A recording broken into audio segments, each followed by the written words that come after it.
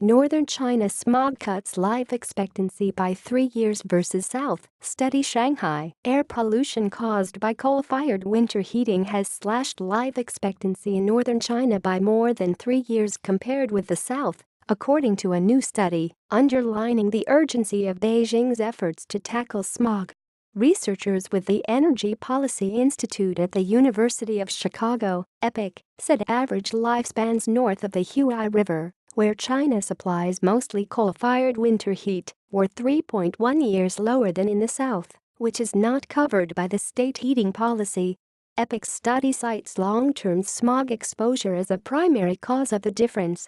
In a statement, EPIC said its study examined pollution and mortality data in 154 cities from 2004 to 2012 and found higher death rates were due entirely to increases in cardiorespiratory illnesses. EPIC didn't give an absolute number for average life expectancy, but said its study was the first to focus on differences in air quality north and south of the Huai River.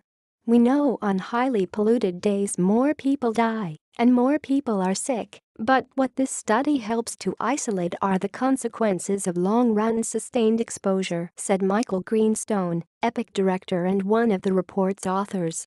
China is in the fourth year of a war on pollution designed to reverse the damage done by decades of untrammeled economic growth and allay concerns that hazardous smog and widespread water and soil contamination are causing hundreds of thousands of early deaths every year. According to EPIC, if China were to comply with World Health Organization air quality standards, its people could live 3.5 years longer on average. EPIC said its study was able to isolate the impact of air pollution on health in northern China versus the South. Every 10 micrograms per cubic meter of additional long-term exposure to smog particles cuts life expectancy by 0.6 years, the study found.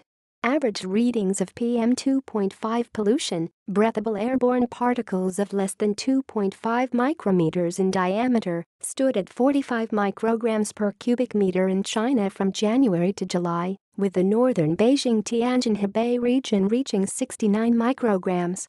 The national standard is 35 micrograms.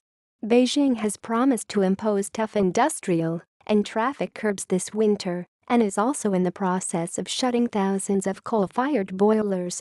The government has acknowledged pollution is a health hazard, but researchers have said more data was needed to understand its full effects, especially when it comes to the specific role it plays in diseases like lung cancer.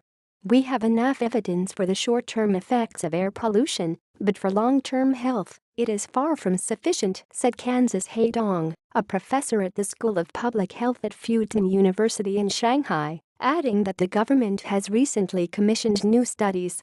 Kansas wasn't involved in the EPIC work, but has worked on his own pollution studies. In the next 5 years, there is going to be more and more evidence linking air pollution with health in China, he said.